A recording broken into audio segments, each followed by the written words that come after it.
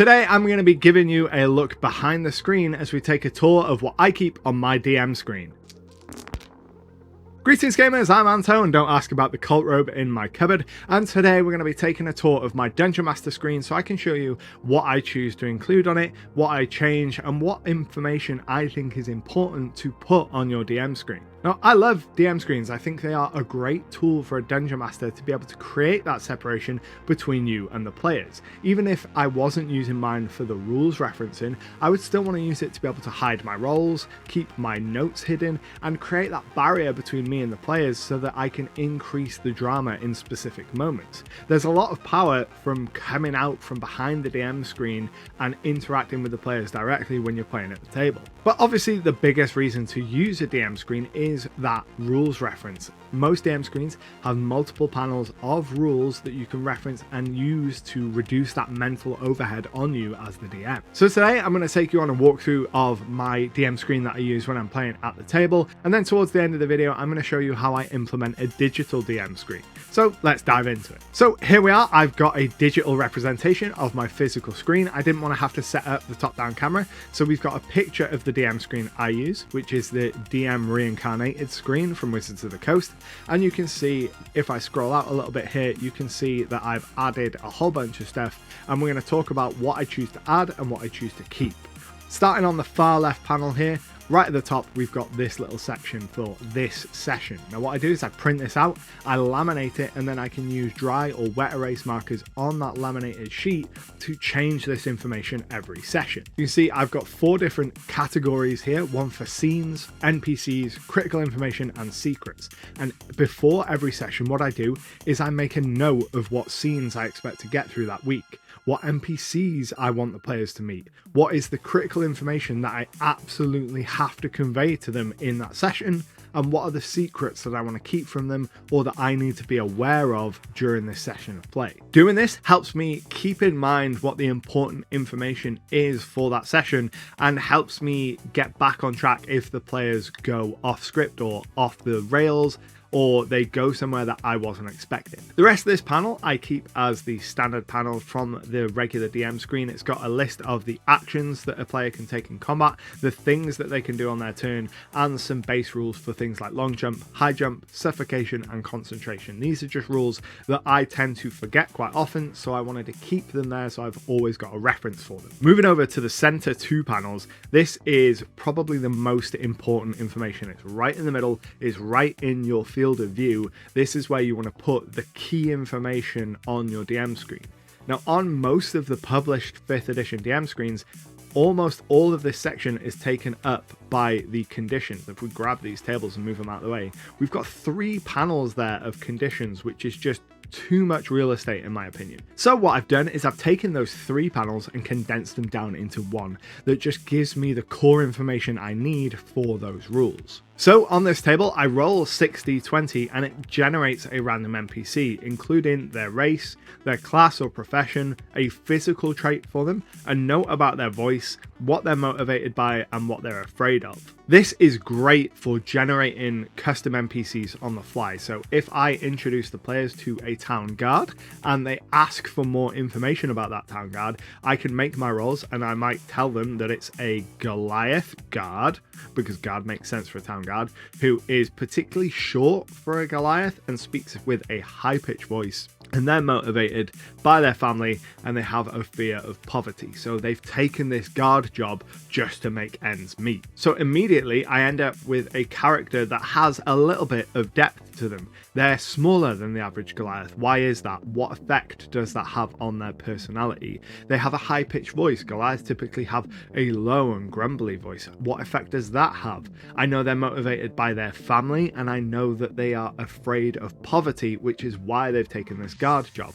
And with just 6 rolls, I generate an NPC that feels like it is a living and breathing character in the moments in which the players interact with it, but I don't have to spend a long time thinking about it. And then similarly with my monster builder, this is just a breakdown of what the proficiency bonus, armor class, average hit points, average attack bonus, what the damage per round, and what the save DCs are for any particular CR of monster. This is really good if my players decide to go somewhere I wasn't expecting and find themselves in a fight and I don't have any idea what the monster that they're fighting should be statted. Like if I need to make a monster on the fly or make an NPC stat block on the fly, I can use this and say, right, my party are level 5, maybe they're fighting a couple of CR3 creatures. Well, I know that their armor class should be about 13, they should have about 100 hit points, and they should be doing around 20 to 26 damage per round. Then on the rest of this panel, you can see I've kept the base information for setting DCs, damage by level and severity, their object hit points,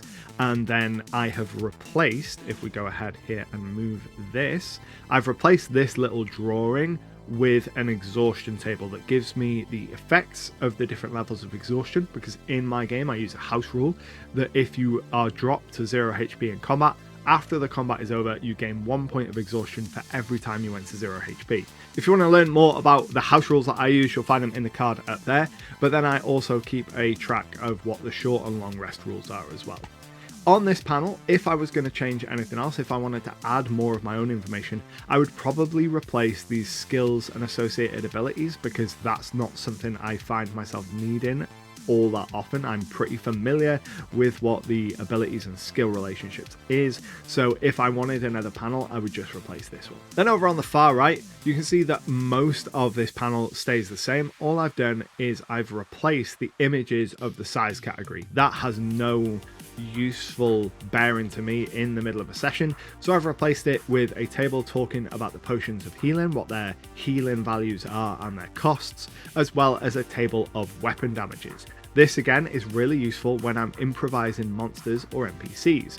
So if I go over to my monster builder here, and we see that CR3 creature does 21 to 26 damage per round. So if they're doing maybe 2 attacks a round, I know that they need to be doing around 12 to 14 damage per attack. So I go over to my weapon damages, I look at my D12 list, and I can see that really the only option there is Great Axe, so we're going to give them a Great Axe. Or we could give them a Great Sword or a Maul, and then we just add some damage bonus on top of that. This makes it really easy to flavor my monsters or my NPCs so that they're carrying weapons that make sense for the amount of damage that they need to be outputting. And then I also keep a note on the net, because I always forget what the net does, and I enjoy using a net in combat. I think that reducing players' mobility is a really good way to make them panic a little bit, so I enjoy using a net against them, and I keep that there. Before we look at how I set up my digital DM screen, I want to tell you about Sidequest. Sidequest is a monthly RPG magazine available to all my patrons at the $5 tier over on my Patreon. Each month you're going to get a mix of usable content like new adventures, new monsters, new subclasses, and then content to inspire, so things like world building articles and DM advice. So if you want to get even more content from your games and help support the channel, check out Sidequest in the link below. But for now, back to the video. Okay, so here we are on my digital DM screen. Now I use Legend Keeper for this at the moment, but a lot of these processes work in things like OneNote as well, and I will leave a link below to my OneNote DM Bible, which has a version of this DM screen. We will take a tour of that version in a minute, but first I want to show you how I currently use a digital DM screen using Legend Keeper, and you can see that I break all of my information down into 6 broad categories. We've got combat, rules references, DM resources, exploration, downtime, and world building. And in each of these, I have links. Now, one of the reasons that I really like Legend Keeper for this is when you insert a link to another page in Legend Keeper, if you hover over that link, you get a preview of the full page. This means that I can store an incredible amount of information, far more than I'd ever be able to put on my physical screen, in my Legend Keeper DM screen, and I can access it from that single page. So I can hover over actions in combat and then scroll down the page, and I can see what all of the different actions available to a character are without having to leave this page. This makes it really easy when I'm running the game. What I will usually do is I'll keep my VTT, which is Fantasy Grounds. I'll keep Fantasy Grounds on one side of my screen, and I'll keep Legend Keeper on the other for easy rules reference. Another great thing about digital DM screens is you can nest things. So like in the DM resources here, I've got a list of names that I can expand, and I've got a bunch of different ancestry names that I can hover over and see and pick out a name when the players say, oh, what was that guard called? And go, right, okay, that guard was a tiefling. So I pull up my tiefling names and I choose one and deliver that to the players. Really similarly, in OneNote, I have a DM screen set up that's broken down into combat, rules references, and DM resources.